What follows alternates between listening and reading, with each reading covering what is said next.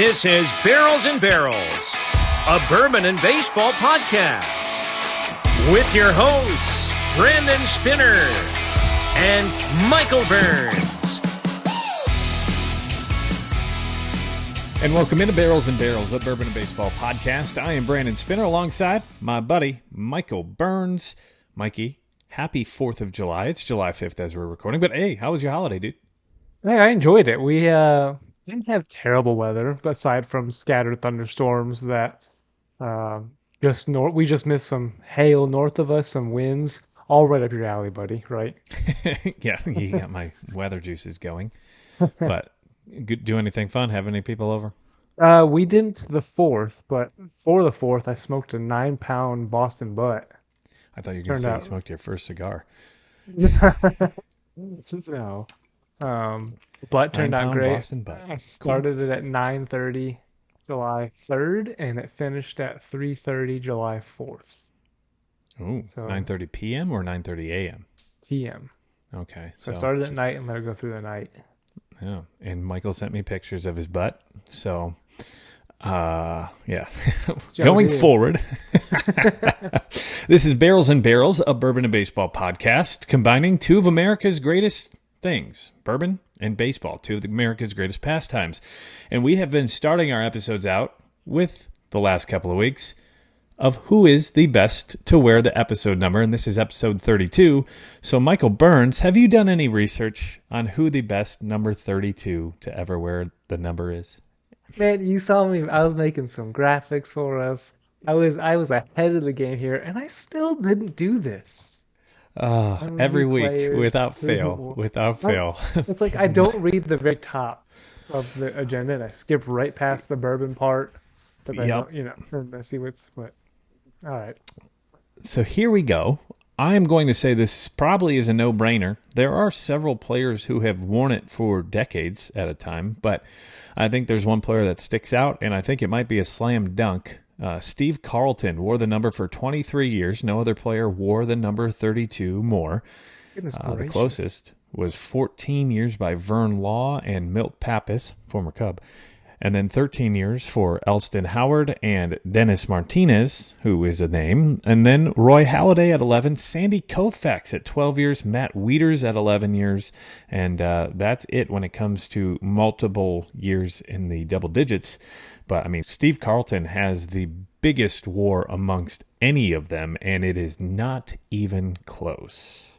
This is one of the higher WARs. Have we done someone with 100 WAR plus before in those numbers? Barry Bonds wasn't he? Yeah, I'm not sure, but this is a high WAR for a single number. Yeah. 23 years for Steve Carlton, a 90.2 WAR. The dude was pretty ridiculous. I think he was a 9-time All-Star. I don't think we're going to beat Steve Carlton here, buddy. No. Steve Carlton, born in 1944. Lefty. Career, like you said, career 90.2. He had 329 wins to 244 losses with a career 3.22 ERA. 5,217 innings with 4,136 strikeouts. And he did it with the Cardinals, the Phillies, and then he moved on to the San Francisco Giants, the White Sox, the Cleveland Indians, and then the Minnesota Twins. So he kind of did the AL Central tour towards the end of his career in the late 80s. I believe I have a Steve Carlton autographed baseball. He's got 4 Cy Youngs. He was an All-Star 10 times in his career. He finished up Cy Young 3rd place as well as Cy Young 4th place, additional 2 times. So I think it's a slam dunk here, buddy, that this is his award. Wow, yes, I did not realize how good Steve Carlton was. These numbers of innings pitched and strikeouts. MLB 4,000 strikeout club. 4,000 strikeout club. Yeah, that's got to be very, very minimal, especially for the fact that the 3,000 strikeout club is kind of the benchmark, and nowadays it might even be a little bit lower. Look at his 1972. 27 wins to 10 losses. The dude had 30 complete games, but only won 27. He had 30 complete games amongst his 41 starts. Only won 27 of those? Yeah. 1.97 ERA, 346 innings pitched. He struck out 310. He had an ERA plus of 182 and a FIP of 2.01. Strikeout to walk ratio that year was 3.56. Yeah, it's Steve Carlton. Yeah. Can you so Steve Carlton, there's three others in the 4,000 plus club. Can you name the other three? Cy Young, Nolan Ryan, and is it a pitcher of our generation? Yes. Randy Johnson. Yes. So it's Nolan Ryan, Randy Johnson, and Roger Clemens. Roger Clemens. Okay, so Cy Young was not a part of that. Cy Young was not. Nolan Ryan's the only one with 5,000. Yeah. And it was almost 6,000. My goodness. And he never won a Cy Young, believe it or not, which is crazy. But we'll get to that. Fights, though. He won a lot of fights, and he struck out a lot, and he did pitch for like 800 years. But episode 32 is the Steve Carlton episode. Welcome in. If you're new to our podcast, as I mentioned earlier, we are Barrels and Barrels, a bourbon and baseball podcast where we talk high proof and high heat. We are on YouTube, and we have been exploding on YouTube as of late, up to 333 YouTube subscribers, which is up from 295 just 5 days ago. So a great showing from all you YouTube listeners and joining in. Don't forget to follow us there if you haven't already. Hit the subscribe button if you're following in now for the first time. We have a lot of different videos, and starting this past Monday, we put out our weekly Top 10 Power Rankings, which is going to come out on every Monday from now on, YouTube exclusive. So if you want to check that out, go head on over to our YouTube page. Just search at Barrels and Barrels Pod. That's where you can also find us on Instagram, Facebook. On Twitter, we are at Barrels and Barrels, and I forgot to mention it last week, but we are now on TikTok as well, at Barrels and Barrels Pod. So go find us there for some more videos.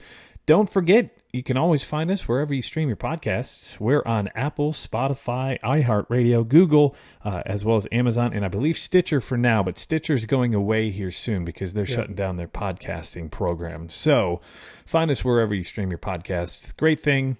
You can review us. You can rate us. We'd love you to do that. We'll read your review like we did last week with Trey, and we will also try to reach out any way we can to help you out and make this a better experience. We're up to 19 out of 19 5-star reviews on Apple Podcasts, and now 19. On Spotify, that number's up to 13 out of 5-star reviews. So thank you to all of y'all who are doing that, and thank you to all of y'all who have purchased T-shirts. Big shout out. Yeah, a big shout out to Emily, who posted us on the 4th of July wearing her T-shirt. I know Amanda and Derek were wearing hers and his this past weekend. Well, I saw them this weekend in Lexington. And you can now buy it online. You don't have to reach out to us anymore. Go to our Instagram page. We've got it in our link tree. Or if you just want to go straight to the website, type in our new friend. Not our new friend. They're an old friend. They've been making our T-shirts for a while. But we're now on the website. Kat over at charliemikeneverweekend.com. So go check out charliemikeneverweekend.com. It's a family of veterans who run this business. So it's great. It's local. And Michael and I both wearing the T-shirts tonight. They are some of the most comfortable T-shirts you're going to wear. I always make sure to wear it on a day where I'm going to get to wear it long. I don't want to wear it like for an hour and then take it off. You know, if I'm just going to wear it to the gym or something. I always wear it. I can wear it all day. All day. I wear it sometimes multiple days in a row. It just sits there, and I'm like, I'm going to lounge in this. It's so comfy. Sometimes it's, not the greatest smelling. But also, if you're interested in glassware, we'll soon have a glassware order, but we need your help.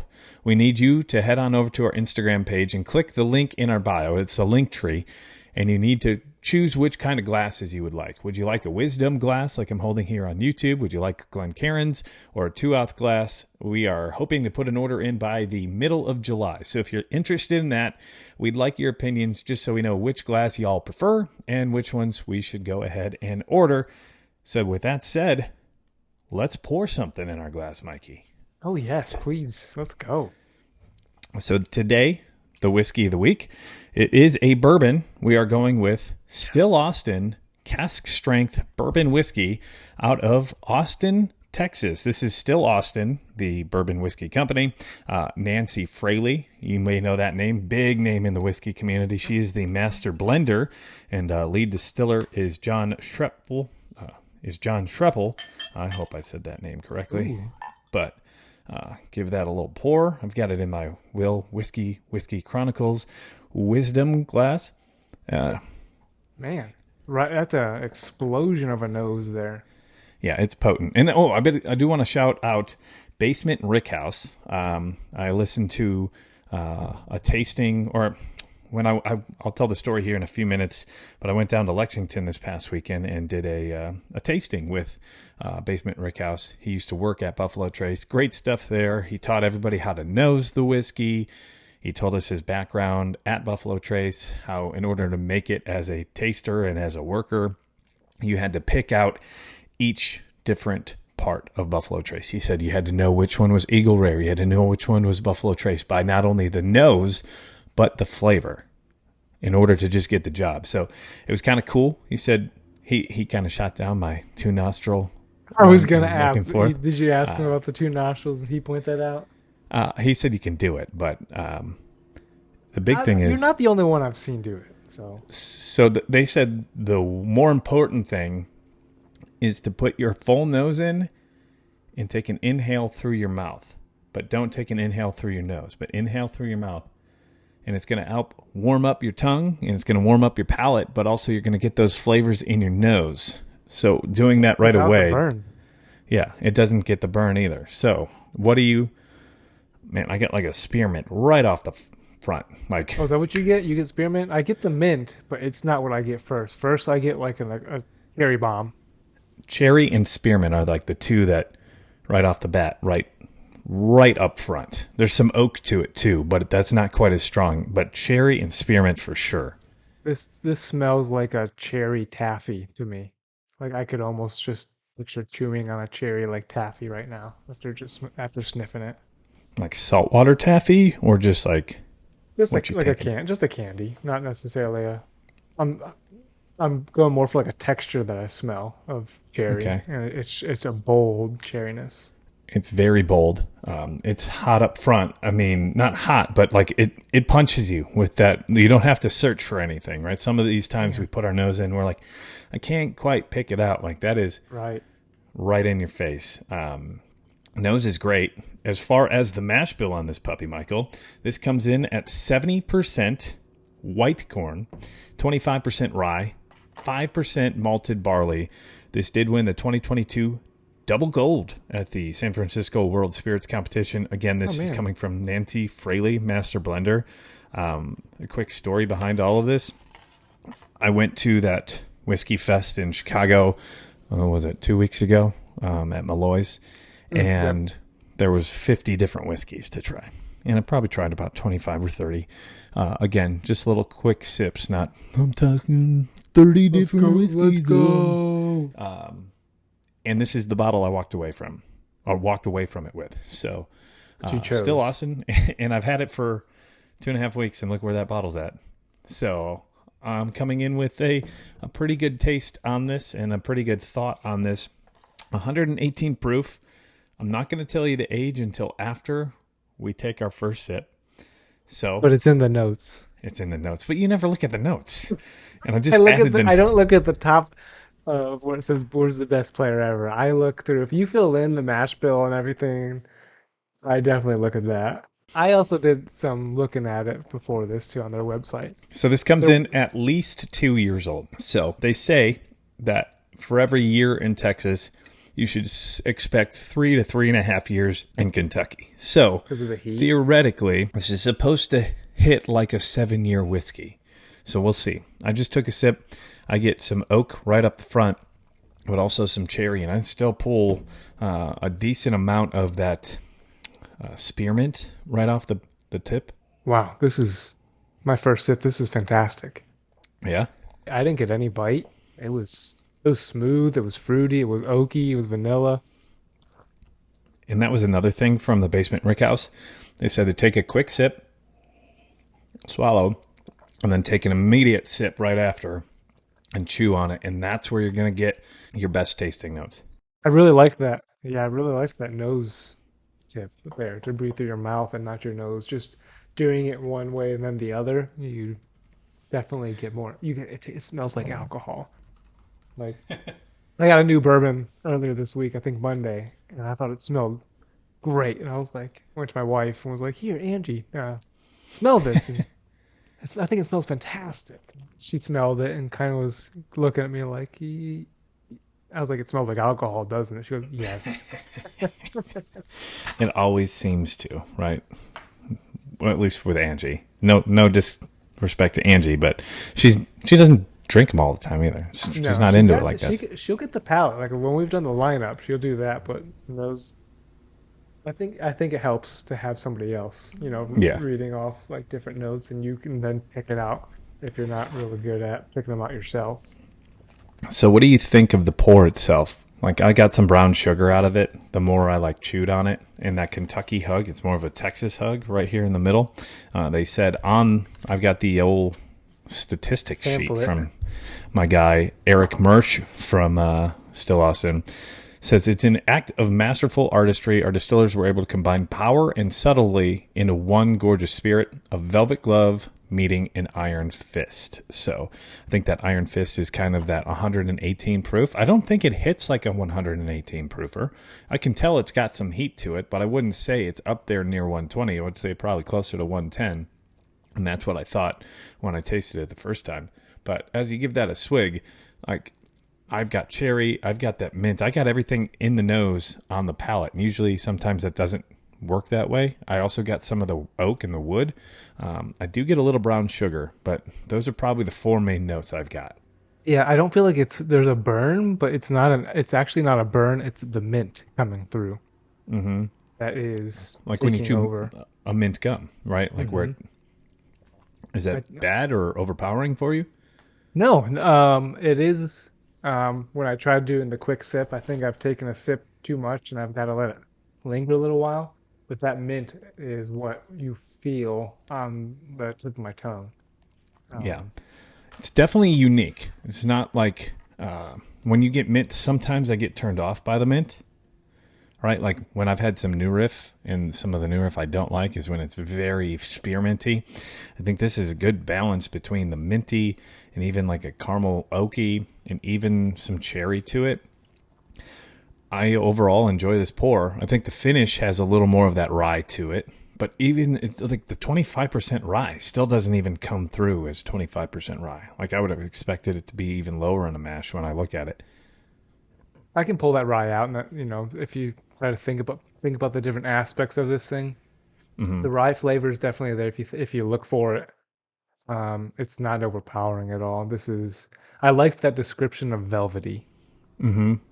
It, The cause, mouthfeel. because yes, because you drink it, you get that fruit cherry up front, and followed by the mint. That oak comes in with the mint a little bit, and then lingers out into a sweet, almost like a Buffalo Trace finish. You know what I'm saying when I say that? Yeah. Yeah. Certainly.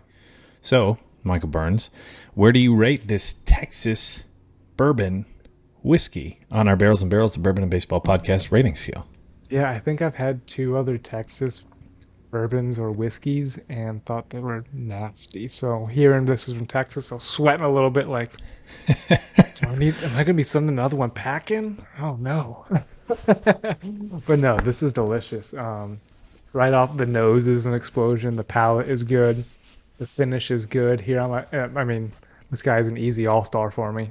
This is not something I'm going to go to every day, but this is an all-star for me. Oh my God. I almost sent this to you as a blind because I was scared you're going to have the Texas bias behind it. But I was like, I don't know. Mikey's probably going to crap all over this one. But for those of you new to our podcast, we rate our whiskey on a baseball rating scale. Starting at the top is a Hall of Famer. That's the best in the game, right? 1% of Major League Baseball players make it to the Hall of Fame. Most of that whiskey, it's not going to be the best whiskey in the world, but the ones that are the best, they're the 1%ers, right? We haven't ranked anything there yet. Next is what Michael just ranked his, an all-star. That is the best player on the team. That's one of the best bottles on your shelf. As he mentioned, it may not be something you're going to every day, but you're definitely going to want a bottle of this on your shelf. Next is everyday player. Everyday player is one of those players that's constantly in your lineup. You can rely on it day in and day out. May not be all-star quality, but it's one of those guys that you put him in the lineup and you expect greatness most of the time. And then we go to the bench. Bench isn't necessarily a knock, but it's one of those players who comes in and mixes things up. You're not going to go to the same bottle over and over again. Maybe you need a pinch hit on a baseball game or a pinch hit on your whiskey shelf. That's one of those that, hey, I'm feeling this today. It mixes it up. It has different flavors. A dessert bourbon, one of those peanut. If you like those peanut butter whiskeys, then yeah, hey, that's good to go to every now and then. Not for me, but hey, that's what the bench player kind of is. Something flavor.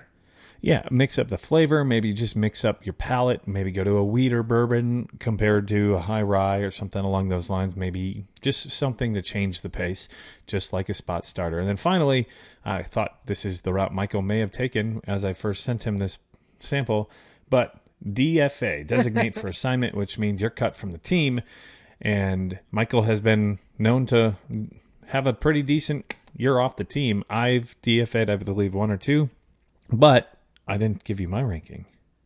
I'm going to go with an everyday player. So, Michael, you just rated a whiskey bourbon higher than me, which is not happen a lot. No, this was I think what was missing from this is the rye was a little strong for a smooth bourbon for me to make it better. But otherwise, I loved the nose, that cherry up front, that flavor. Yeah. But the rye hit, as soon as I started taking bigger gulps, that's what drops it down for me to an all-star. But hey, All-Star, you say drop it down, but like in order to make Hall of Fame, we haven't ranked one of those yet. And the fact that you have this at All-Star, high praise. I'm glad I bought this bottle, that's for sure. Everyday player, if I see Still Austin, which is pretty decently priced too. $49.99 MSRP for a cask strength whiskey. Again, it's only better. If it's only 2 years, but it tastes older than that, doesn't it? You would say, if I didn't tell you the 2 years, would you have what would you have expected? 4 to 5? 4 to 6, yeah. Yeah. And that's what they said, right? Right on the label. Every year in Texas, multiplied by what they say, 2? Eric told me while I was tasting it 3 to 3.5. So it should be Every around year is 3 to 3.5. Yeah. So yeah. A 3 year would be around a 10 year in Kentucky standards. So this is about a 6 year. Yeah, so this is If about we're a doing 6 math or a correctly. 7. 3.5. So 2 times 3.5 would be 7 if we're going to do math correctly. So So what's missing from this to get you to the next level? I think there's just a little too much spearmint for me. I like the mint, and I think You it's don't like the balanced. double mint twins? No. That's a callback to our child days of marketing with the Double Mint twins. We aged ourselves there. I don't need to put explicit for that, do I? No, Okay, no, cool. not at all. No. That was an ad on national TV. We're safe. Yeah, I will say this nose. I think the nose is better than the palate for me, but that nose is so great. Like, I think It the is. nose is the best part of this, and it's not like the palate is bad. It's just it's hard to live up to that nose. And if you nosed this, you would know what we're talking about. You would nose what I was talking about. Oh, Hey, Brandon got it tonight. Let's go. he's on fire. But yeah, a big shout out. Again, I want to thank Eric Mersch, who was the state manager in Illinois for Still Austin. We had a good chat. And that's why I ultimately walked away with this, because he gave me a sample of this and the regular bourbon. And this is fantastic. I think I could, like I said, I've downed about a third of this bottle, if not more, in 2.5 weeks. And normally it takes me a while. I find it funny because you'd almost told me to pick that up at Benny's, in April. Yeah, And I when was you were like, back in Chicago. And instead I went with the cigar cut Old Elk. And you rated that a DFA, right? And I went with All-Star. Instead of the All-Star. Yep. Oh, man. And I spent double the cost. Yes, right? And that's another thing, is you got to put the cost into the factor there too. But great pour, great stuff, Nancy Fraley over there at Still Austin. Well done. And I'm looking forward to see what you guys continue to put out. 118 proof bourbon whiskey. And speaking of bourbon, I went to a bourbon trip in Lexington this past weekend at the Bourbon Ball, run by another podcast, Bourbon with Friends podcast. Oh, we've got How far Paul. is sorry, I didn't mean to interrupt you. Sorry, how far is Lexington from you? Lexington is about an hour and 25 to an hour and 35 minutes, depending on traffic. But Bourbon with Friends podcast, Paul, that's where he lives. But Paul and Connor run that podcast. It was for the Folds of Honor, who's the charity that was benefiting from the Bourbon Ball. But we did a 2-day event, or at least it was 2 days for me. It was 4 or 5 days for some other people who are drunks. But I can tell you, for me, 2 days was enough. 2 days was enough. But Friday, met some awesome people. We went to Castle and Key, did a VIP event there. Got to do a lot more in-depth stuff at Castle and Key. Again, did that tasting with the Basement Rickhouse. Husband and wife duo, fantastic. If you're ever up here, Michael, we may have to just go check out their basement and have a private tasting or something, because it was uber cool to listen to them both talk about how he balances her out and vice versa. She has more of a palate. They say that women have a better palate in the whiskey world. So we went and talked about that. We drank, we hung out with people, a lot of people in the whiskey community. I mean, Jesse, Michael, cool. Amanda, Derek, Paul, Connor, Megan and Michael, all the crew from the Outlanders with Friend podcast as well. So it was a great time. And then second night, we went to the Kentucky Castle in Versailles for the Bourbon Ball, hung out with Brian from Tent Mountain Whiskey, met a lot of cool people, just had an overall, all in all, great time. Hung out with Matt, Big Whiskey. So, you know, my favorite part was seeing the pictures of that, is seeing how tall everybody actually was.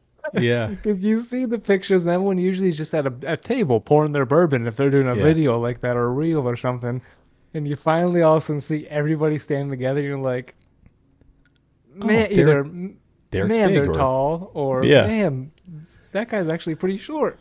I tell you, Matt, Big Whiskey, big guy. Also, so he can do chugs. And Heavy Bourbon was there. Dan Heavy Bourbon was there as well. Mm-hmm. So all the big guns were out there. It was a great time. You're going to have to come up next year. We're going to have to go together, Michael. You're going to have to be my date. You said, I'll be your date. You said, if I ever come up there. I'm just waiting for the invitation, baby. Oh, that invitation's been wide open since I moved here, pal. Oh, boy. Well, speaking of invitation, I haven't been invited back to Alabama yet. But in Alabama, they're big Braves fans, and the Braves have been playing some of the best baseball in the game, and they're all being led by one of the best ball players out there, Ronald Acuña Jr., who just did something that has never been done before in baseball, and we'll get to that in a second. But he's got 40 stolen bases. He's actually up to 41 now. But our trivia question, and for those new to the podcast, we transitioned from bourbon to baseball with a baseball trivia question. So this week's trivia question, Michael, when was the last time a Braves player stole 70 bases, and who was it? I think I know this one. Do not look it up. I'm not looking it up. I'm going to go, I think it was our generation, is it? Yes. It was Rafael Furcal. It was not. Oh, gosh. That dude had a cannon and had some wheels. He never even stole more than 60 bases for the Braves. The last time a player for the Braves stole 70 bases was Otis Nixon in 1991. So technically our generation, because I think that was the year you were born. Yes. But Billy Hamilton, not the Billy Hamilton playing right now, but in 1896 stole 83, and the Braves record is King Kelly in 1887. All three of those numbers, Otis Nixon stole 72. What year was the King Kelly? 1887. Oh my gosh. He stole 84. And Acuña's got a chance. I think he's probably going to fall shy of that, but he's got a shot at 80. But insane numbers. But Otis Nixon, 1991, stole 72 bases. And I hope that Joe Campbell or Smooth or Kyle, one of our big Braves listeners, I hope you guys guessed that one. I wouldn't have expected Michael to get it, but I hope one of you three did. Dude, the stolen base trivia question there. Yeah. We've got some Braves diehards. Speaking of that, I'm going to have to change my hat. I might have thought Michael Bourne was up there. In that time. The one from the movies? No. I know, not that Michael Bourne. For a second, I was like, wait, is that his name? I know his last name was Bourne. It was pretty sure. Yeah, it was Michael Bourne. He was the outfielder who also played with the Astros, too, I believe. Is that Ronald Acuña Jr.? No, that's Michael Bourne. Oh, my God. That's Michael Bourne. And Michael Bourne was an outfielder for the Braves at one point. Their outfielder, right fielder nowadays, but he played center field as he was coming up as well.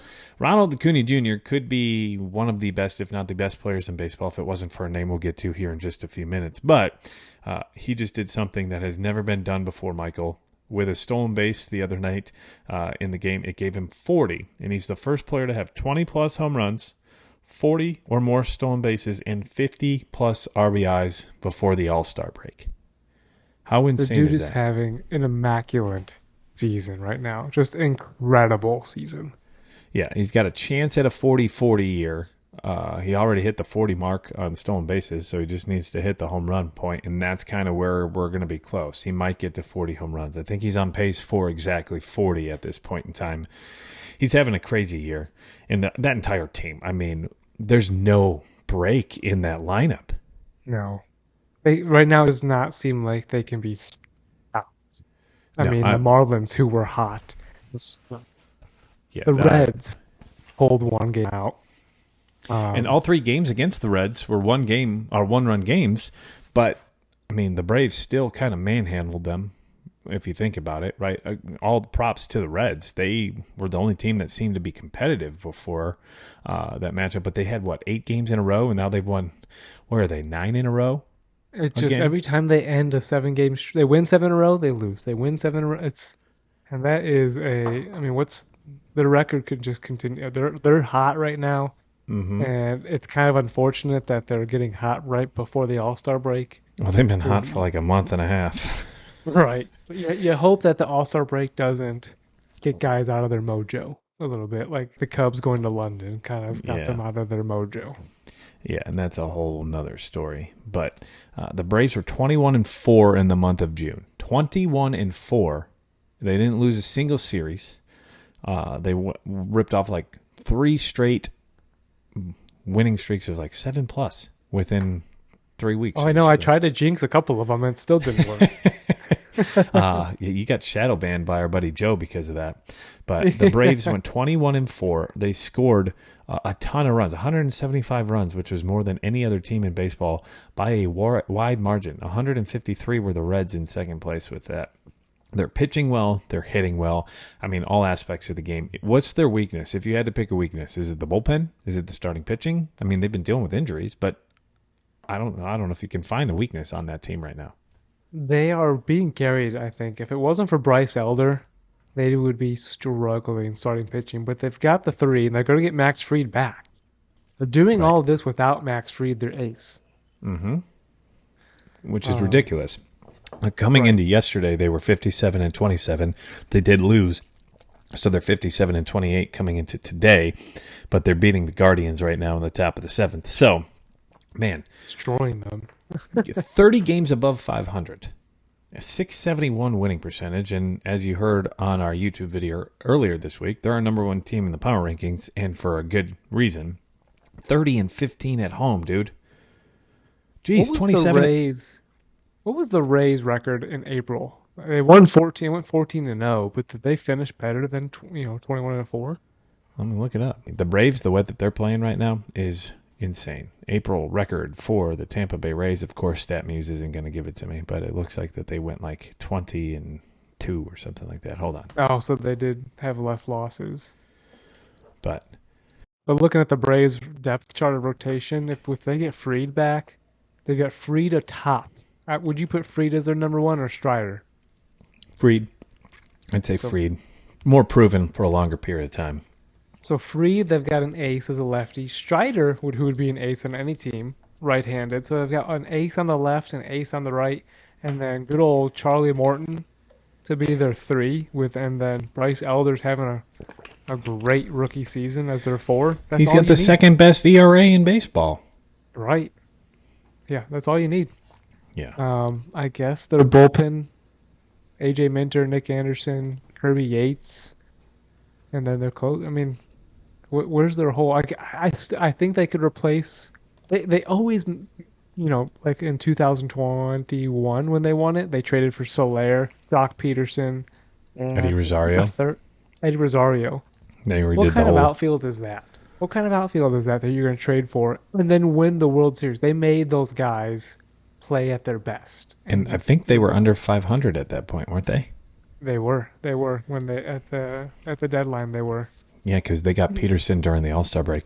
But Acuña wins NL Player of the Week last week with an incredible week, and it was outdone by freaking Shohei, and we'll get to him here in a second. But, Acuña's week last week was ridiculous. 5 home runs, 1 double. He had 9 runs, 7 RBI. I think he had 4 stolen bases last week. His on-base percentage last week was 600. 600. The guy cannot be. And then his average in the last, I don't know about the last week, but the last 7 days, his average, not his on-base percentage, his average was 550. Ridiculous. OPS was 1.916. 1.9? 1.916. Yeah. That's incredible. Yeah. So he had the OPS of 1.916. That Braves team continues to roll. The AL Player of the Week, we won't touch too much on this one, but of course, Domingo Germán was one of them. He threw the 25th perfect game ever in MLB history. Really the 24th, but it's the 25th for Tigers fans' purposes. Yeah, right. And then Shohei Ohtani, for the second time in 3 weeks, I think last week was a quieter week than the week before, but that's just because the entire month of June was Ohtani month. Last week, 6 home runs, best in baseball, 9 runs, best in baseball, I believe, 7 RBIs, 533 OBP, a slugging percentage of 1.25, 1.783 OPS, and that got overshadowed by Ronald Acuña Jr., but still, Shohei month over there in the AL. I did see, do you know the latest on the news? I see he was pitching last night, July 4th, and left with the trainer. Yeah, he left with a blister. So that's the issue. He had a cracked nail, which took him out of the start versus the White Sox a week and a half ago, or I guess that would have been last week. And then he came back in and hit a home run versus the White Sox after getting removed with a cracked nail. And then yesterday he had a blister, which is why he got removed from his start. And it's going to keep him from pitching in the All-Star game, but he's still going to be the DH. He can't pitch in the All-Star game, but he's still going to be the DH, the starting DH for the – that's how good he is. Yeah. Is he the best player that you've ever seen? Now, ever? I almost think it doesn't even get enough attention. I mean, he gets the wow factor, but he still doesn't get enough attention of what he's doing on both sides of the plate. I agree. I mean, he's an ultimate unicorn, and I know every week we've talked about him for the last 3 weeks. And it's not just to get clicks and views. He is the greatest baseball player in the last 3 years combined, more than any other player, double the WAR. And he's doing something.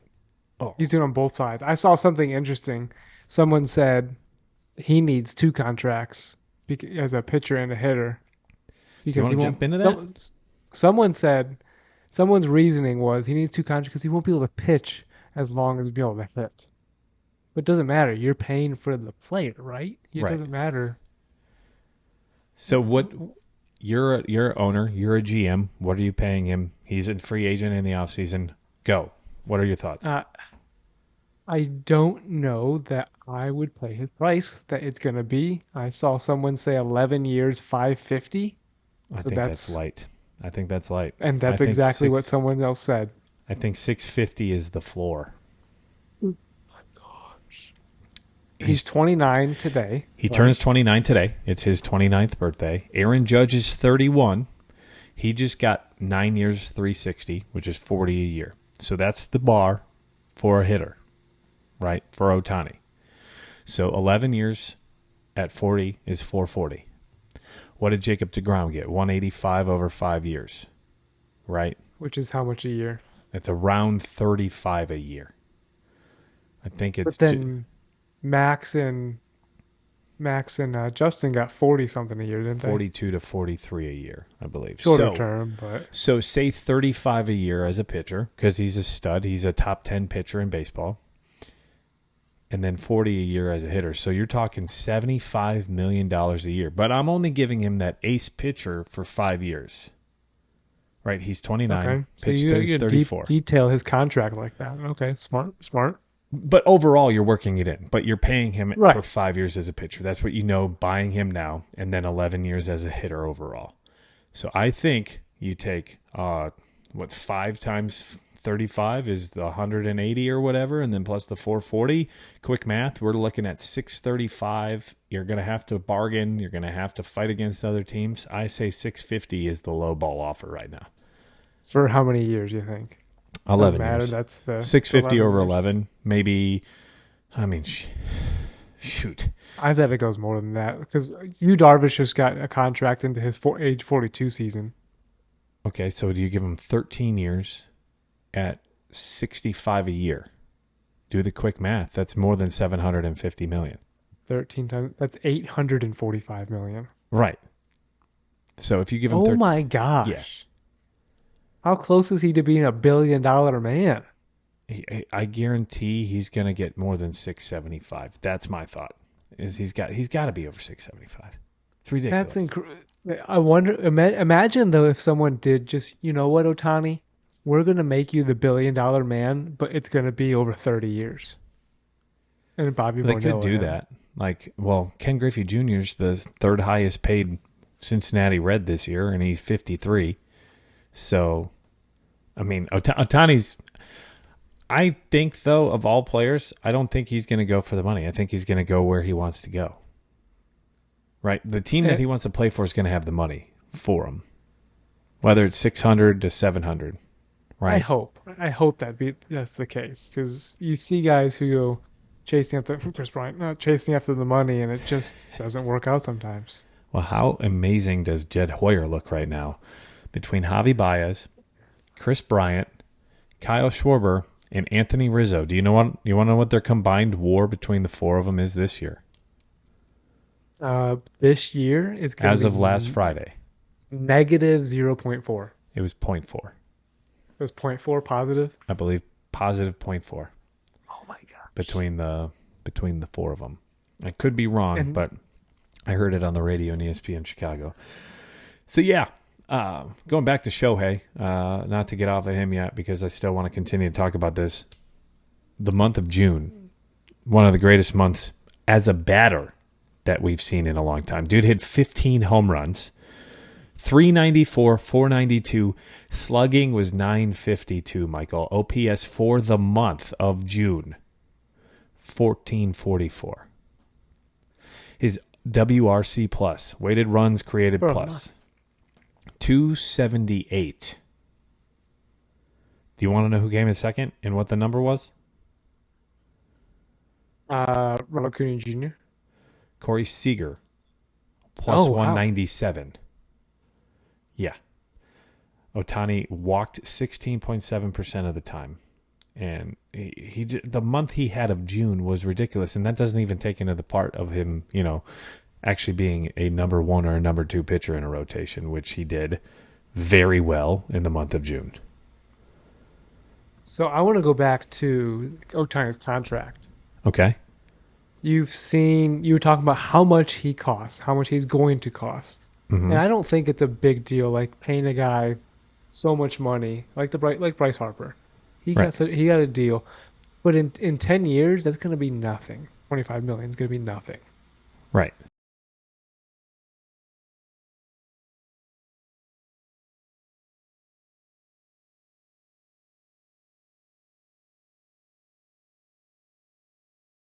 So I don't hate these big deals for players if it's going to shut you down as a team. So it's going like to the poor teams. See, but that's the thing. I think whoever signs him is going to be pulling in so much ad revenue, so much memorabilia revenue. Like, think of, just throwing this out there. I would buy Cubs an fan. Ohtani jersey. Are you buying a Cubs Ohtani fan. jersey, right? Oh, absolutely. 100,000 Ohtani jerseys like that.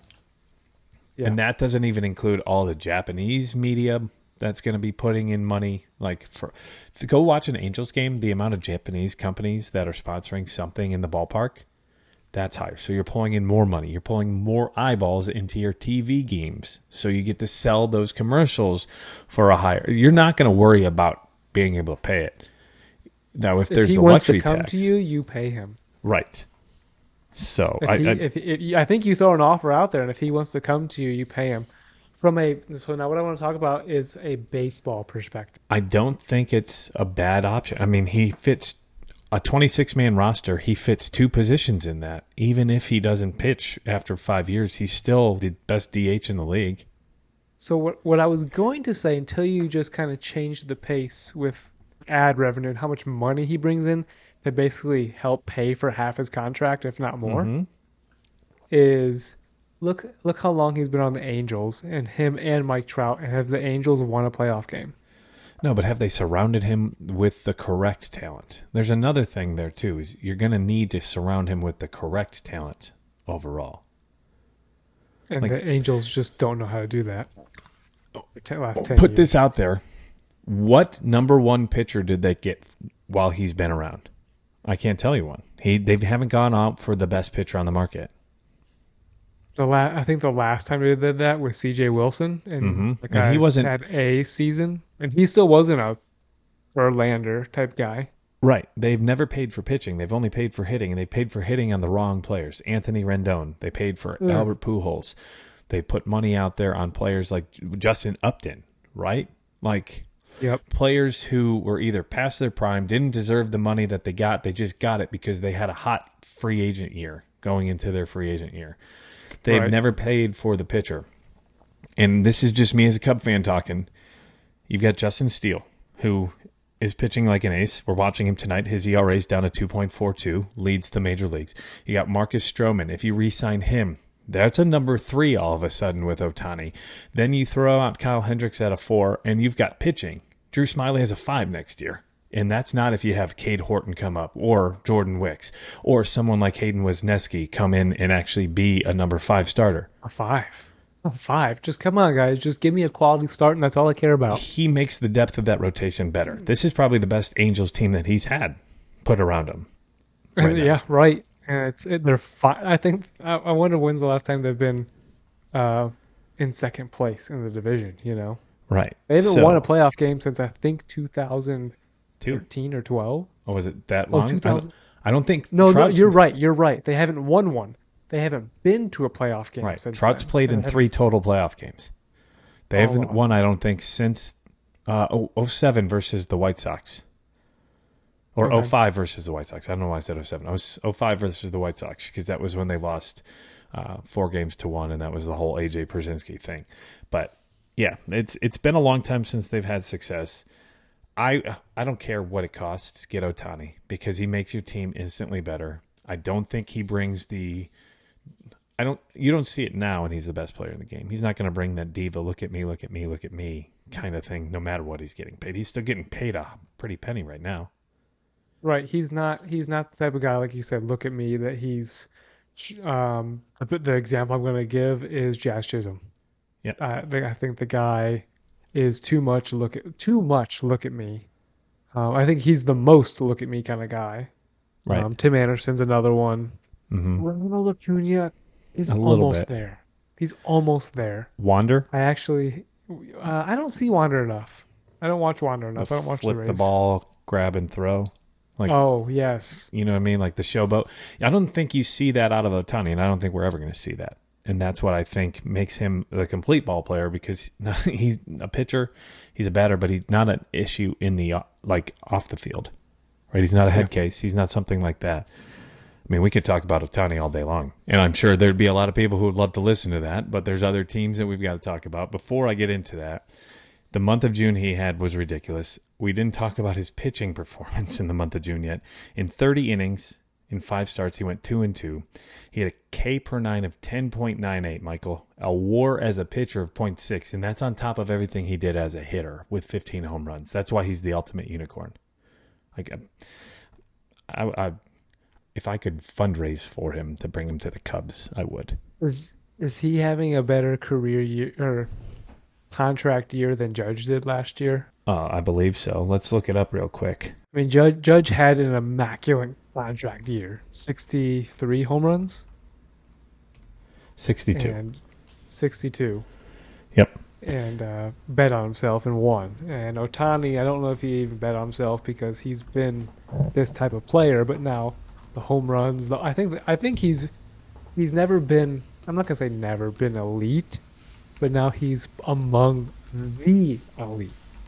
If you know what I mean. He was always up there, but now he is like, if you were to name a top three hitter, he's there. Where I think he wasn't. Oh, he wasn't there before. So in 2021, Shohei won the MVP. 8.9 WAR. The second best was Zach Wheeler at 7.7. Carlos Correa was 7.2. Last year, Aaron Judge was at 10.6. Ohtani was a 9.6 last year. My goodness. This year, we're just past halfway. Ohtani is at 6.3. The next highest is Ronald Acuña at 4.9. He's 1.4 WAR higher than Ronald Acuña Jr., who is right now probably the unanimous MVP in the NL. So I would say this is probably going to be one of the best walk years. I'm looking at some other, Mookie Betts had a better year in 2018 than Judge did in 2022 just by B-WAR.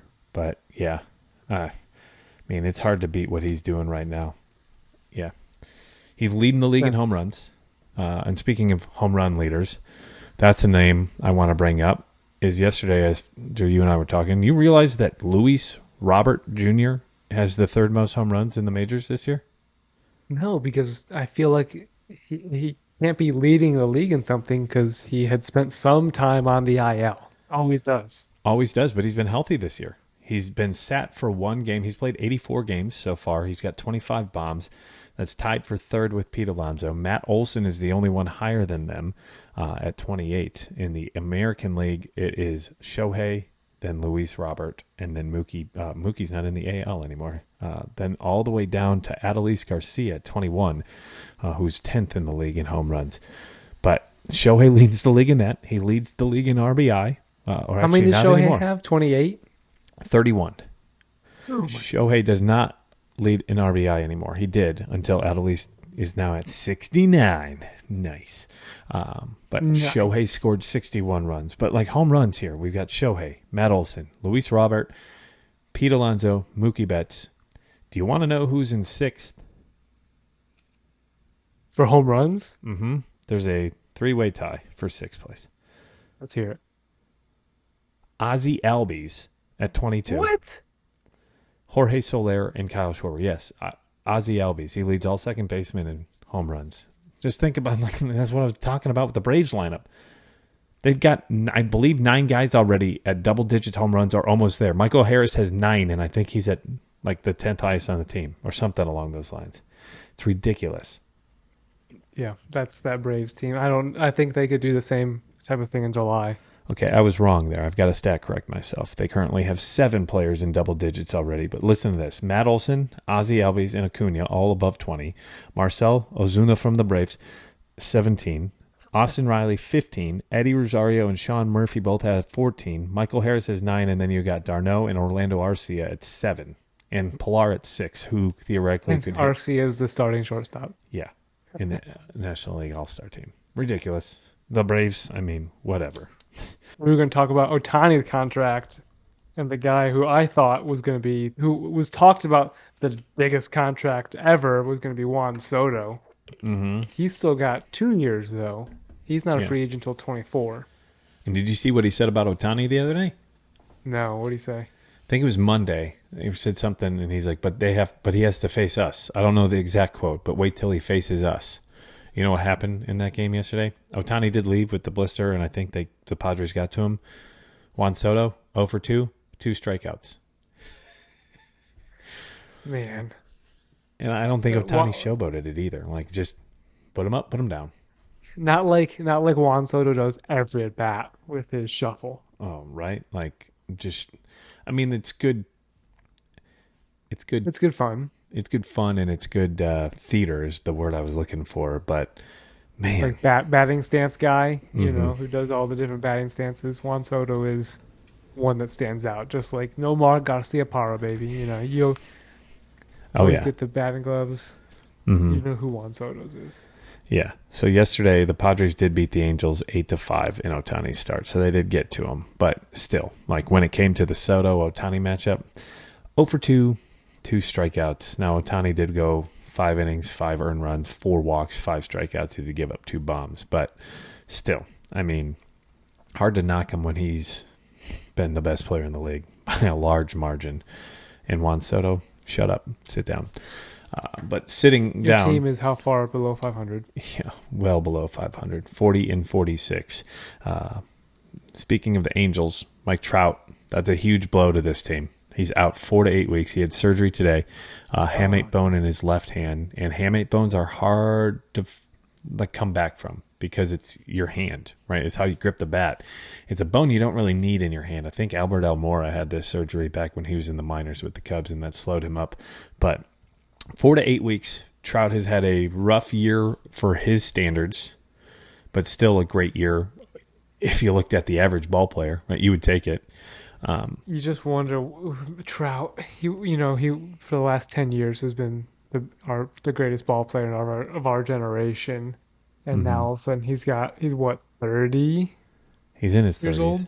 I think he's 30s? 32 or 33. I think he's the same year as me when he was born. 31 years old. Okay, so August of 91. So he's your age. So you wonder his back issue he has to live with and play with the rest of his career. Now this hamate, I think that could really hurt the Angels, who have to get in the playoffs in front of the Rangers, and all of a sudden they hot Astros. And all the other teams in the AL East. And all the other teams in the AL East. And if only they could be in the AL Central. If they were in the AL Central, they'd be leading the AL Central. But yeah, Trout is out probably, let's just say 2 months. I doubt he comes back fast. They're going to take their time with him. As long as they're playing winning baseball, they may rush him back if they're starting to struggle and they need the wins. But that's going to hurt them big time without him in the lineup. They have not played the best baseball as of late either. I think they've struggled in their last 10. They're 3-7, and they lost to the Padres last night. They've lost 2 in a row. They're only 2 games above 500. Still 6.5 back from Texas and 4.5 back from Houston coming into today. So, Trout's out. Another LA team. They just put their ace on the IL. IL, there you go. Gotcha. You paused for a second. I covered it. The Dodgers. Clayton Kershaw. I wonder if they're doing this because it's going to get basically him some extra rest because of the All-Star Game. Yeah, you hate to. It's usually Kershaw has back issues, but this is a shoulder. And I wonder if he said sore shoulder, so shoulder soreness. Did you realize where his ERA is at right now? Did I see it earlier today? I know he's having one of the better years for his age. For his most recent years. Yeah. For most recent years is what I mean. He's got a 2.55 ERA, which is 6th best in the league. But he just missed that top 5 there. Yeah. Just missed the top 5. But he's having a great year. He's having a great year. Dustin May just had a flexor tendon surgery, so there's 2 injuries, and we'll get to ERA leaders here in a second.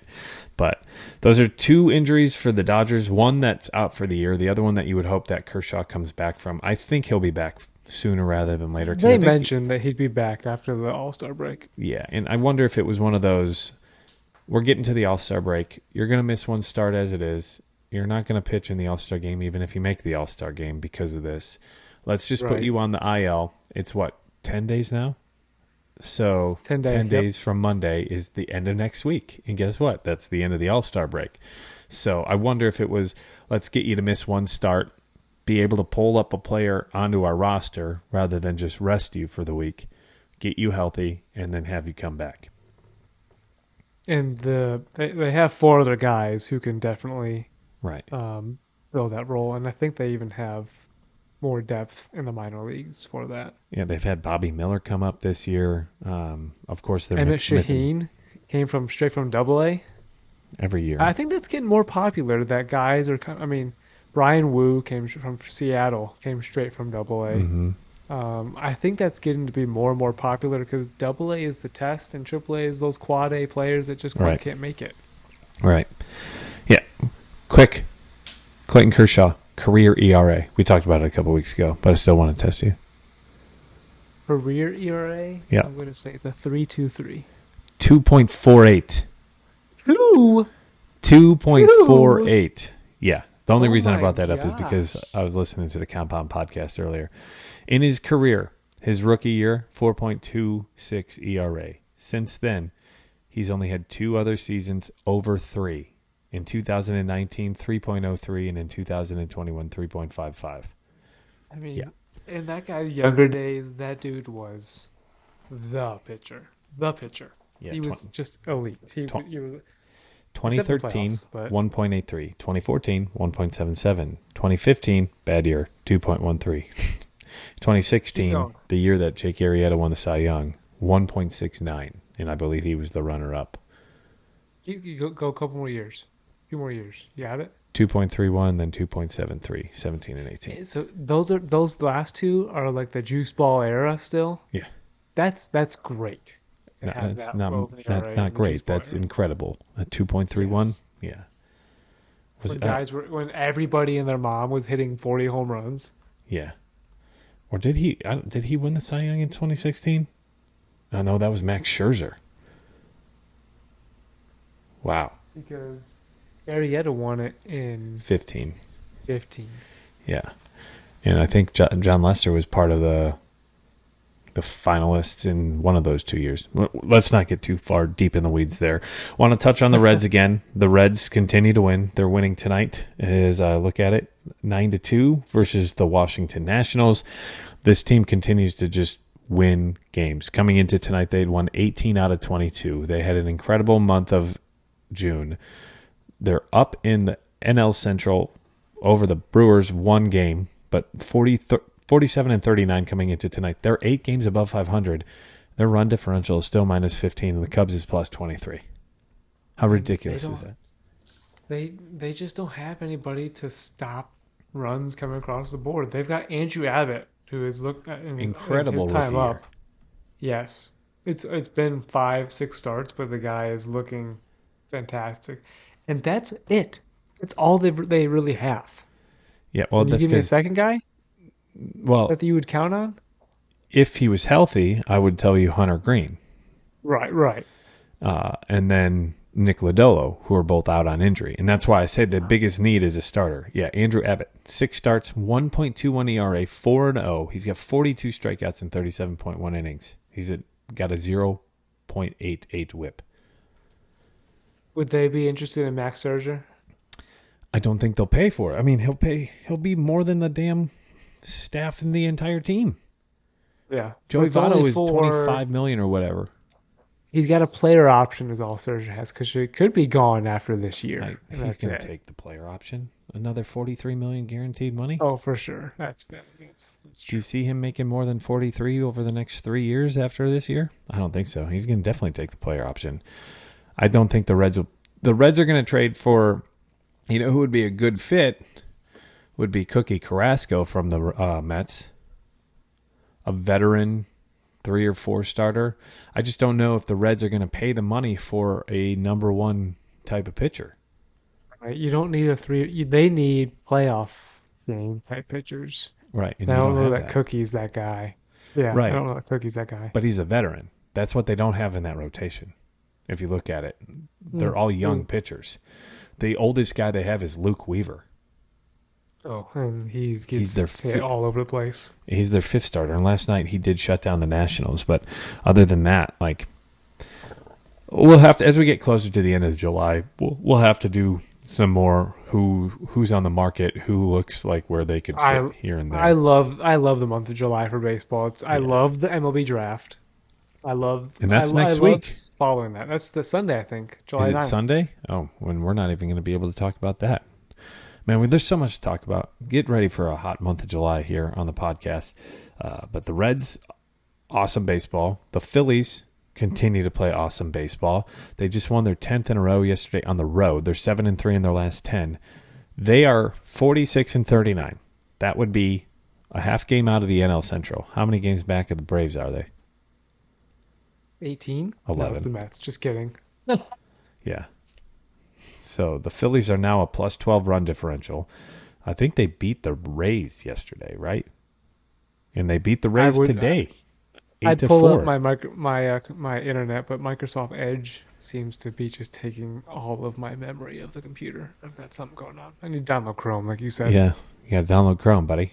Not a free ad though. No free ads, but download Chrome.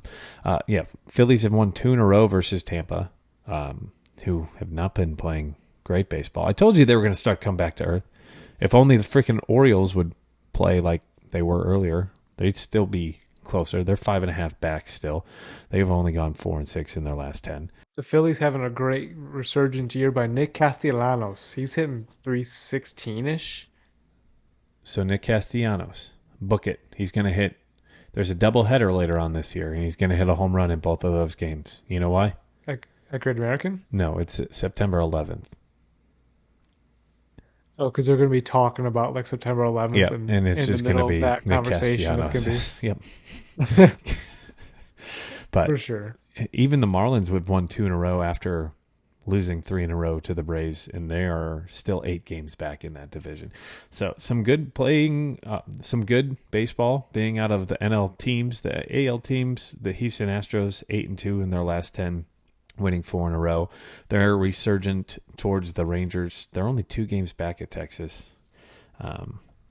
It's going to be a fun couple of months. We're getting to that point. This is where the movers start to move, right? This is where those teams that were struggling at the beginning of the year, this is where you start to make your comeback. If you don't see who's the real deal. Well, right, and you got to position yourself to either be a buyer or a seller. And I think that there are a couple teams probably guaranteed to sell at this point. I would say the Royals, probably the Tigers, and that's it in the American League. But I think you're looking at the Mets, Padres, even the Cardinals. The Cardinals are now all of a sudden 11.5 back. I don't know if the Cubs are sellers or buyers right now, though. I think the next 2 weeks you're going to find out. So what I read today, why they won't be major sellers.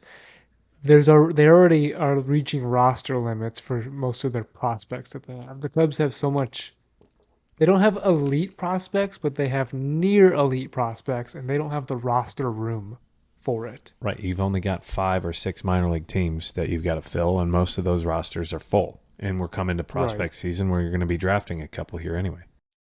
Right. So I don't think the Cubs are heavy. I don't think there's a point in selling at that point unless you're going to sell a piece that gets you a elite prospect, which no one's going to want to trade for rental. Right. But the Nationals, the Colorado Rockies, and the Padres are the other teams. But we'll find out in the next couple of weeks. But do you think what would it take for the Padres and the Mets not to become sellers? Do you think the Mets are automatically sellers now, 18 back, 7 games back in the wild card, or do you think that they could have a resurgence? I think they're only seven back. If you look at that 18.5, you're not winning the division. Right. Take that out of your book. The Padres are only 6.5 back, though. Are they really? In the wild card? Yeah. Oh, so that second spot or leaderboard? The final spot. Second spot. Yeah. That doesn't really take you out. Juan Soto can get hot. Manny Machado's having a terrible year. Both those teams have the talent to do it. I think the Padres, of course, more than the Mets. The Mets, I think their year could be next year. They've got Beatty, Vientos, Ronnie Marcio. So that's the thing. The Mets could sell, but still get better for next year real quick. And that's why I think the idea that the Mets don't want to sell for prospects. They want to sell for near-term buys like CES or not Carson Alcion Strand. So you put this out on YouTube and on our Instagram page. Mets GM calls you up. You're the GM of the Diamondbacks. I will give you Max Scherzer for Brandon Pfaadt. Max Scherzer for Brandon Pfaadt. I would do it. I think Pfaadt has had a career year. He's so fastball heavy. He gets so many home runs hit off of him. I'll take it. Yeah. That's just when we were talking on the phone the other day, that was the team that popped up in my head. Is like, I think the Diamondbacks could use one more good starting pitcher in that rotation, and then they definitely would be scary the rest of the way. And if Max Scherzer returns to Max Scherzer, between him and Zach Gallen, I don't care who your 3 or your 4 is at that point, you're winning 2 games. Imagine being Scherzer and getting out of that Mets environment a little bit where it's just so it can't be icky. Healthy. Well, and yes. I think that's the same with the Padres. I mean, look at the Reds team and then look at the Padres and the Mets. The Reds, as someone who lives here in Cincinnati, they're tight-knit. They're in Washington, D.C. That's where they were for 4th of July yesterday. And as a team, basically, they're going to the Washington Mall to watch the fireworks. But I don't think the Mets or the Padres are friends like that. Like, you're not going to see them hanging out together. Also, that's They're what all happens bought. they're all millionaires, multimillionaires too, right? Like, they get their money, they're going to go do their own thing. They don't need each other to hang out with. I mean, yeah. Matt McClain, Spencer Steer just went 4 for 4 last night. Yeah. Ellie De La Cruz. And they're all children. They're all children. Mm-hmm. I mean, my buddy and I at work were talking about it yesterday. There's only 3 hitters on that team, I believe, that are outside of Joey Votto that are making more than $1 million. And 2 of them are their backup catchers. Tyler Stephenson's their number 1 catcher, but Kirk Casale and Tyler Mahle are their backup catchers, and they're both making like $2 and $3 million. Tyler Stephenson's only making $750,000, and then the other player was Kevin Newman. That's it. Yeah. Now, did you mention this? If the Reds were to remove a major league piece, it'd be Jonathan India. I think down the road, he's coming into, I believe, his arbitration year. I don't think they will. He's the captain of that team. Forever you want to say about Joey Votto, they call him Captain America because, I don't know if you heard, Jonathan India said the Reds are America's team a couple of weeks ago. No. So, yeah, they call him Captain America here. Hold on a second. It just said encoding overloaded, but it flashed and then went away. So we're good. 3, 2. So, I mean, they call him Captain America. If that could be one of those, as he gets towards where you need to pay him, we're probably sending him to the Dodgers to be a second baseman. But I think he's going to be the glue on this team for the next year or two until you start to have a decision between Ellie, McClain, and India. And I think in the next year and a half, we're probably going to have an idea on that. But I don't think that they remove a huge piece from that team this year, just with how gelled together they are. And speaking of pieces, that's how the Brewers messed up last year, sending Hader away. Yep. And speaking of pieces and a stud left-hander like Hader, Aroldis Chapman finally traded. First big move. You got that up on our Instagram page last week. Goes to the Rangers. What do you think of the deal? I love buying early. If you're going to be buying a guy and sending guys away, do it. I don't think they overpaid. They sent up. They've got Kumar Rocker, Cole Winn, Jack Leiter. Mm-hmm. Not who's on the Cubs. Mark Leiter. Yeah, Jack Leiter. They've got pitching. This guy, he's going to give you quality starts, but he's not an ace of your future. They did not give up too much. Mm-mm. If they are going for it, send what you need to, and you didn't have to give up any major pieces. I think it was a win. I totally agree. I think it was a win for the Rangers. They're in a win-now mode, right? You know you're going to win. You're competing. You're leading almost all of the AL in a lot of these categories. Go secure that back half of the bullpen. And speaking of pitchers, we were talking about the ERA leaders earlier in the podcast. I want to touch on that again. Some of these guys who haven't gotten their flowers. I mean, Bryce Elder, we talked about him, 2.45 ERA, second best in all of baseball. He's a rookie. Justin Steele pitching tonight, 2.43 coming into tonight. Now, the Brewers just scored 2 runs, so they've got 3 runs through 6. So his ERA is up to 2.56, which would still put him 6th in the league. Justin Steele, amazing year. Do you think he could start the All-Star game? I was wondering that. I actually thought that news broke that he was starting the All-Star game, but it was just the fact that he made the All-Star team. I think, just a lefty who limits home runs like that. I think they've just threw that stat up. Yeah. And he is not in the top 3 in home runs per 9.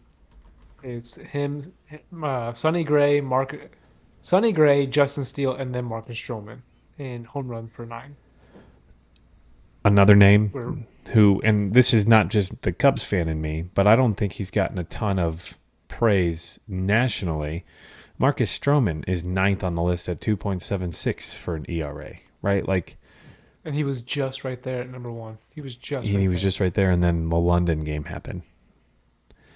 Which wasn't all his fault. No. So here's the starter pitching for the NL All-Star team. Zach Allen, Spencer Strider, Bryce Elder, Justin Steele, Mitch Keller, Josiah Gray, Clayton Kershaw, and Marcus Stroman. Now, Kershaw's out. Steele pitched tonight. That would be a normal rest almost if he pitched in the All-Star game next week.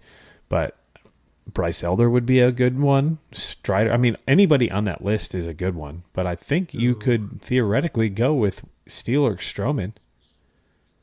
You could, yeah. They have the better overall than Strider, and I think having Strider come in after, I'm rooting for the NL to win. Yeah, well, that hasn't happened since 2012. The last time that happened, they won in Kansas City. 9 straight for the AL. Does AL win again, or is it going to be the NL finally coming through? What do you think? I'm very pessimistic about it, but I still think the NL can do it, baby. I mean, you look at the team: Ronald Acuña, Mookie Betts in the outfield. Who's that third one? In the outfield, Corbin Carroll. Yeah. Who is having not only just a Rookie of the Year season, MVP type season if it wasn't Ronald Acuña Jr. Mm-hmm. The NL's gonna. Where are they playing at in Seattle? Seattle. Well, I'm still gonna go for the NL, say the NL's got it and root for them. They're gonna lose. Yeah. Well, they're playing the Texas Rangers and the Tampa Bay Rays over in the AL. Right. Well, the good thing going for the NL is Mike Trout and Aaron Judge are not playing in the game. So that means, and neither is Yordan Alvarez. So you're probably going to have Julio Rodriguez and Luis Robert. That's who I would start in the outfielders over them. Maybe Aroldis Garcia. I don't know. But, man, it's going to be fun. Do you watch the All-Star games typically? I did when I was younger. I may now that we have the podcast, to be honest. Right. But I don't have cable. I'll have to watch it on MLB TV, and will they even stream it? I'd rather watch the Home Run Derby than the All-Star Game, especially with how they made the changes to the Home Run Derby in the last couple of years. That seems a lot more exciting, right? Where it used to be like, oh my God, a 4-hour event. Is this round over yet? Right. Okay, we get it. Where now it's timed. Yeah. Yeah, now it's timed, and there's like the whole... you can't start until the hit. Right. I'm more excited for the Home Run Derby, especially with how it's been the last couple of years. And they just released as we started the podcast, Michael, the brackets here. So Luis Robert is the number 1 seed going against Adley Rutschman. Pete Alonso, the number 2 seed, going against Julio Rodriguez, the 7th seed. Mookie Betts, the number 3 seed, versus Vlad Jr., the number 6 seed. And then the 4th seed, Aroldis Garcia, going against Randy Arozarena in number 5. Do you have a favorite out of this? Do you have a matchup that you're most excited for? Like, who do you think wins it? I'm excited for my predicted final, and I'm always wrong. I just feel like I can never have things go my way, Brandon. I just can't have it. But my predicted final is Robert versus Vlad Jr. Ooh. That is, I think, the guys who can hit them. How about Luis Robert? That's what I said. He said Robert. That's how you say it. No, it's Robert. You sure? Yeah, go listen to the highlight we posted on YouTube yesterday. The I could tell you that every said week. Robert? Yeah, it's Luis Robert. I could have sworn it was Robert. It used to be Robert about 2 years ago, and then he came back and said it's going to be Robert. But and he added the junior. Yes, and he added the junior. At least it's not as bad as Mike Stanton and Giancarlo. That's just ridiculous. Here's what I have to say. You said Vlad Jr. versus Luis Robert. Yes. If you've listened to any of Michael's predictions in the past before, bet on anyone other than those two players. I think Robert beats Rutschman. I think they did J-Rod dirty, putting him against Pete Alonso. I don't think that's well. They don't do it. It's just by order of home runs, isn't it? I guess you're right. That's how they always do it. It's I guess order of you're home right. runs is how they seed it. But man, J-Rod, I think J-Rod's going to make it to the finals. Who's he facing? I just Pete had my Alonso. predictions up. Pete Alonso. But Alonso's got hurt. the hand problem. Right. Yes, Alonso's got the hand problem. I wouldn't be surprised if we're looking at a J-Rod and Aroldis Garcia final, and it's in Seattle. And I think J-Rod, he was the runner-up last year versus Juan Soto. And I think J-Rod's kind of built for this kind of deal. I'm going to go with I have him losing to Alonso. So I'm going to say J-Rod, and you're going to go with between Luis and Vlad? I'm going with Robert. Oh, you're going with Robert. I was going to say you're going to go with the junior because they're both juniors. But I'm going with Robert. So Michael goes with Luis Robert, and Brandon goes with Do you know the last White Sox player to be in the home run derby? To be in the home run derby. Mm-hmm. I was going to guess Jim Thome. So, this is Robert. Dang it. Luis Robert Jr. is the first player since 1995 for the White Sox to be in the home run derby when Frank Thomas won it. Not only was in it, he won it. My favorite player growing up, and whenever we do learn more about the host of this podcast episode, you'll find out about that. We've been teasing that for almost a year. Coming up soon. Coming up soon. That's called the tease. Real quick, speaking of tease, let's talk about our top 10 power rankings. Real quick, we did record this earlier in the week, and that's where you're going to exclusively find this is on YouTube from now on. But I want you to list your top 10 power rankings here, Michael, on who you had. Just real quick, we'll put the graphic here on YouTube, but if you want more in-depth on why, head on over to our YouTube page, youtube.com/barrelsandbarrelspod. Go. Yeah, so at the top, I've got number 10, Cincinnati. Number 9, I've got the Miami Marlins. Number 8, I've got the Los Angeles Dodgers. 7, San Francisco Giants. 6, Houston Astros. 5, Baltimore. 4, Texas. 3, Arizona. 2, the Tampa Bay Rays. And 1, the one and only Atlanta Braves. And I'm going to follow that up with my 10th team, the Miami Marlins. 9 is San Francisco Giants. 8 is the Philadelphia Phillies. 7, the Houston Astros. 6, the Cincinnati Reds. 5, Baltimore Orioles. 4, Arizona Diamondbacks. 3, the Texas Rangers. 2, the Tampa Bay Rays. And then your number 1 team has been the number 1 team in baseball over the last 2 months or so, the Atlanta Braves. So that is our top 10. You just saw it here on YouTube, but if you want the full breakdown, it's just a 10-minute clip. Go check it out. We dive into each team, just a quick little blurb on why they're in that position. It's right up on our YouTube page, and it's linked in our YouTube as well as on our podcast profiles. Wherever you stream us, it's down in the description below. But one more thing before we let our friends and family go. Michael, have you seen the game Immaculate? Let's go. Oh, sorry. Have you seen the game Immaculate?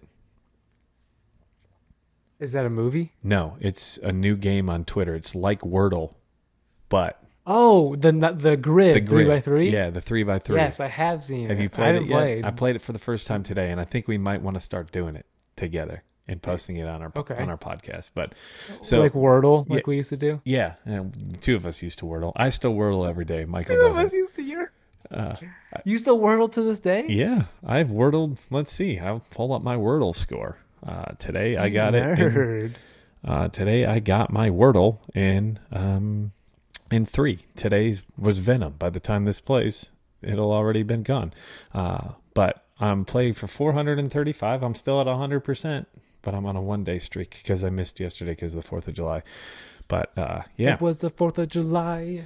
So Immaculate, for those of you still listening to our podcast, Barrels and Barrels, a Bourbon and Baseball podcast, Immaculate is they tweet out a grid, and it'll say Cubs, Orioles, and 300 average.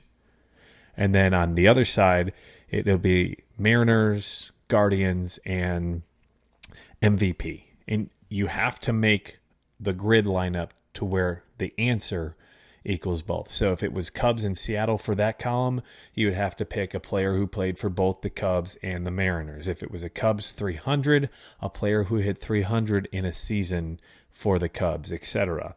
So it's pretty cool. You only get 9 guesses. So you've only got 9 chances to be perfect. And if you get one wrong, you can't be perfect. And I got one wrong today. I guessed Daniel Vogelbach for Cub in Seattle, but he never played. And that's another thing. You get a better score for how little percentage people have guessed your person, right? So today, Cubs, Orioles, who's your guy? I said Pedro Strop. and it was like 0.3% of people put that. Like most people probably went Jake Arrieta, right? I put Sammy Sosa, 16%. Oh, see, 16%. So then, who did you put for Seattle and the Cubs? Mike I Montgomery haven't was my played. ultimate. I just started it. Oh. You just helped me I just there. helped Michael. But I think that that's a cool thing that we could Mike play Montgomery. with our viewers and our listeners, as well as Michael and I. We could have our own little friendly competition here going forward. But I think it's kind of fun. It gets the brain moving too, because you're trying to guess the less guessed answer that's correct. Like Freddie Bynum. Right. Freddie Bynum would have been a great Cubs-Orioles guess. Yeah. Or like Angel Pagan with the Cubs and the Mets, or something along those lines. Was that one of them too? I don't think so. I was about to say I don't get to play today now. No. You can play today, but it gets tweeted out every night at midnight. So go check that out. We'll have to tweet it out from our Barrels and Barrels of Bourbon and Baseball podcast Twitter account, which don't forget to follow us there at Barrels and Barrels. We're on YouTube at Barrels and Barrels Pod, Instagram at Barrels and Barrels, Facebook at Barrels and Barrels Pod, as well as TikTok at Barrels and Barrels Pod. I think I effed up the Instagram handle. It's at Barrels, the letter N, Barrels Pod. Email barrelsandbarrels@gmail.com if you want to ask for some t-shirts or for some glassware. Go head on over there. But you can also buy t-shirts. CharlieMikeNeverWeekend.com. Just click on the shop tool there and you'll find our t-shirt in one of the sections. And also, please fill out that glassware form on our link tree. We'd like to know which glasses you would like to get or buy from us. We're going to put in an order soon. Michael's got a Glencairn. I've got a Whiskey Wisdom glass in my hand. Both are great. We just want to know what you would be thinking and what one that you would want if we went down the glassware route.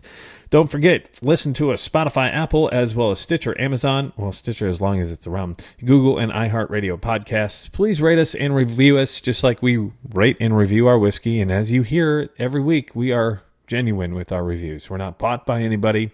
If we don't like something, we cut it. If we get something sent to us, we may cut it. We may put it on the DFA list. It's happened before. We don't love to do it, but we're putting out our honest opinions, our honest thoughts, and we don't want to stray you, the listener or the viewer, any way or direction. If I wouldn't want to buy it, I don't want to tell you to go out and buy it. Right. I want it to be, hey, Michael and Brandon said this was good. I know I can trust to spend my hard-earned dollar on it. Right, and Joseph Campbell just did that with the rabbit hole we did a couple of weeks that's ago. pretty cool. So, cool stuff there. That has been it for episode 32 of Barrels and Barrels, the Bourbon and Baseball podcast, where we talk high proof and high heat. Episode 32, Yes. The Steve Carlton episode. Michael Burns, do you have any thoughts or final words for our friends, family, listeners, viewers, passerbys? Everybody's, yep, let's go. Let's go. Let's go.